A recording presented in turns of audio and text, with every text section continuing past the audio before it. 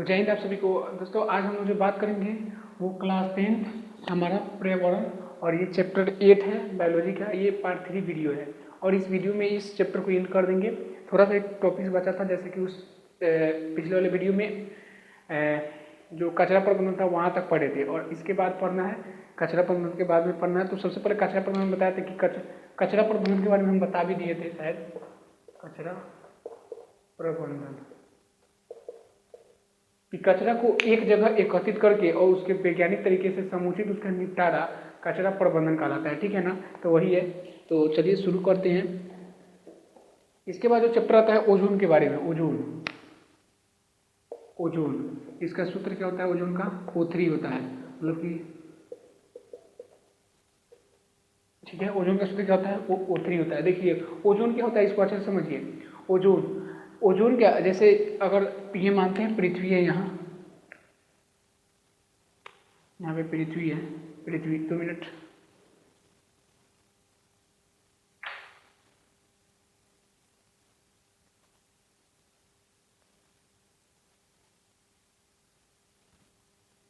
यहाँ पे पृथ्वी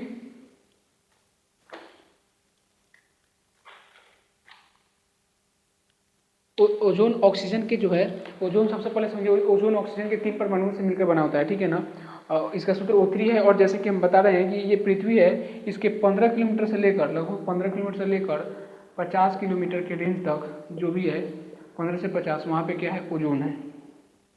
चलो से जो पृथ्वी पर ठीक है, पृथ्वी पर रहने वाली यह परत जो है अत्यंत महत्वपूर्ण है। मतलब कि पृथ्वी से 15 से 50 के रेंज में क्या है? ओजोन परत है। और यह जीवधारियों के लिए बहुत ही महत्वपूर्ण है। कैसे महत्वपूर्ण है तो समझिए।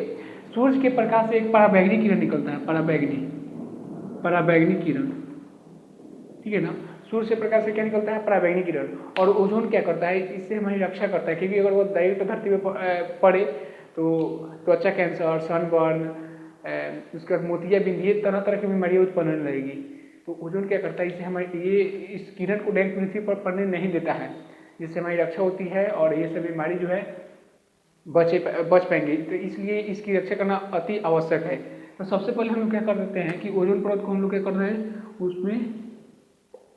उसको नष्ट किया जा रहा है। कैसे? जैसे हम लोग जितना भी एयर कंडीशनर, AC हो गया, रेफ्रिजरेटर हो गया और भी अधिक सारे क्रीम और ये सब चीज़ का जो उपयोग कर रहे हैं, ये ओजोन को क्या कर रहा है? ये सबसे जो है ना CFC गैस निकल रहा है, क्लोरोफ्लोरोकार्बन, ठीक है। क्या निकल रहा है? क्लोरोफ्लोरोकार्बन। और ओजोन को क्या कर रहा है? ये नष्ट कर रहा है, उसमें छिद्र कर रहा है। और छिद्र कर देगा तो जो हम लोग अभी देख रहे हैं 45-40 डिग्री तापमान, आने वाला समय में इससे भी क्या हो जाएगा? बढ़ जाएगा, ठीक है ना। तो इसकी रक्षा करना अति आवश्यक है। तो ये ओजोन के बारे में था। देखिए हम थोड़ा सा पढ़ के बता रहे हैं। O2 कुछ रसायन जैसे फ्लोरोकार्बन एवं क्लोरोफ्लोरोकार्बन O3 से अभिक्रिया कर ऑक्सीजन से विखंडन कर ओजोन स्तर का अवक्षय कर रहा है। अवक्षय मतलब कि डिप्लीशन। कुछ सुगंधित सेंट का हम लोग इस्तेमाल करते हैं। कीटनाशी, गंधहारक और आदि डिब्बों में आते हैं। फुहारा या झाग का जो इस्तेमाल करते हैं, ये ओजोन परत में क्या कर रहा है? इसको हानि पहुंचा रहा है। CFC वायुमंडल में पहुंचकर ओजोन स्तर को नष्ट करते हैं। CFC जो होते हैं, CFC का फ्रूट होता है क्लोरोफ्लोरोकार्बन, ये ओजोन में पहुंचकर उसको क्या कर रहा है? नष्ट कर रहा है। एयर कंडीशनर, रेफ्रिजरेटर, शीतलक, जेट इंजन, अग्निशामक उपकरण आदि में होता है। वैज्ञानिकों के अध्ययन से यह पता चला कि 1980 के बाद ओजोन स्तर में तीव्रता से गिरावट आई है। 1980 के बाद ओजोन स्तर में 1980 के बाद ओजोन स्तर में क्या हुआ? तीव्रता से क्या आई है? गिरावट आई है। बहुत ज़्यादा क्या हुआ है? गिरावट आया है।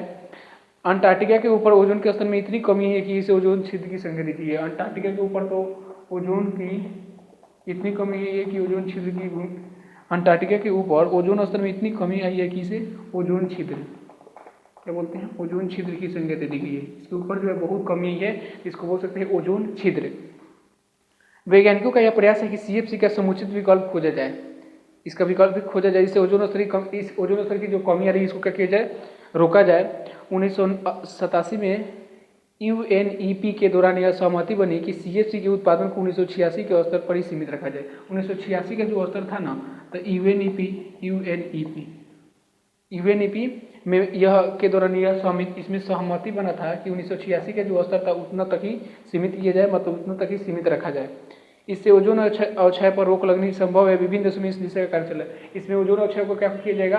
रोक लगेगा। और विभिन्न देशों में इस तरह का कार्य चल रहा है। तो हम बता सकते हैं ओजोन परत, अब अच्छा समझिए, ऑक्सीजन के 3 परमाणु से ओजोन बना है। ओजोन पृथ्वी से 15 से 50 किलोमीटर के रेंज में जो है ओजोन है, और सूर्य के प्रकाश से जो पराबैंगनी किरण निकलता है उससे हमारी क्या करता है, रक्षा करता है।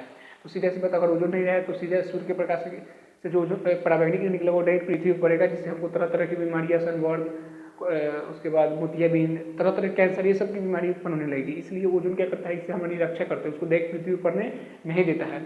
लेकिन हम लोग जो ये एयर कंडीशनर, रेफ्रिजरेटर और भी सारे जो शेविंग क्रीम, झाग वाला जो निकलता है, सेंट फेंट, ये सब चीज़ जो भी है, इसका जो उपयोग कर रहे हैं तो ये ओजोन में छिद्र डाल रहा है, जिसके कारण आने वाला समय में बहुत ही ज़्यादा गंभीर समस्याओं का सामना करना पड़ सकता है। इसलिए इसको हमको कमी लाना होगा।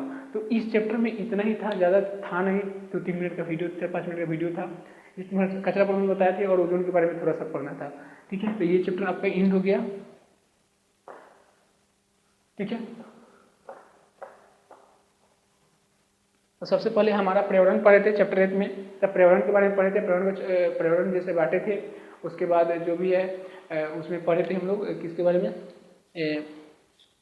तो पारिस्थितिक तंत्र के बारे में, उसके बाद जैव अवयव, अजैव अवयव, उसके बाद पढ़े थे हम लोग उत्पादक के बारे में, उसके बाद उपभोक्ता के बारे में, उपभोक्ता के बाद हम लोग पढ़े थे उपभोक्ता 3 प्रकार के, प्राथमिक उपभोक्ता, द्वितीय उपभोक्ता, तृतीय उपभोक्ता, और उसके बाद हम लोग पढ़े थे आहार श्रृंखला के बारे में, आहार जाल के बारे में, और उसके बाद पोषीय स्तर पढ़े थे। तब पोषीय स्तर जो होता है इसका भी कई स्तर का बना होता है, और हर एक स्तर पर भोजन का ट्रांसफर होते रहता है। ठीक है ना। पोषीय स्तर के बाद हम लोग पढ़े ऊर्जा का प्रवाह, जैसे बताया था कि कुल ऊर्जा के 10% अगले पोषीय स्तर में जाता है, 90% अन्य कार्यों में हो जाता है उसका। ठीक है, और उसके बाद हम लोग कल पढ़े थे, मतलब कि इसके पिछले वाले वीडियो में थोड़ा बहुत मानव पर्यावरण के बारे में पढ़े थे, तो अपशिष्ट क्या होते हैं, और उसके बाद जैव निम्नीकरणीय अपशिष्ट, जैव अनिम्नीकरणीय अपशिष्ट पढ़े थे, और उसके बाद पढ़े थे हम लोग कचरा प्रबंधन के बारे में, और आज ओजोन के बारे में पढ़े थे। इस चैप्टर में इतना ही था। तो प्लीज़ आपकी फर्स्ट पार्ट, सेकेंड पार्ट और थर्ड, तीनों पार्ट आप देख लीजिएगा। बहुत ही छोटा छोटा वीडियो में ही आपको समाप्त कर दिया गया है, और बोल के जो बोले हैं उसको लिख सकते हैं, और जो नहीं समझ आए उसको कमेंट कर सकते हैं। ठीक है, धन्यवाद।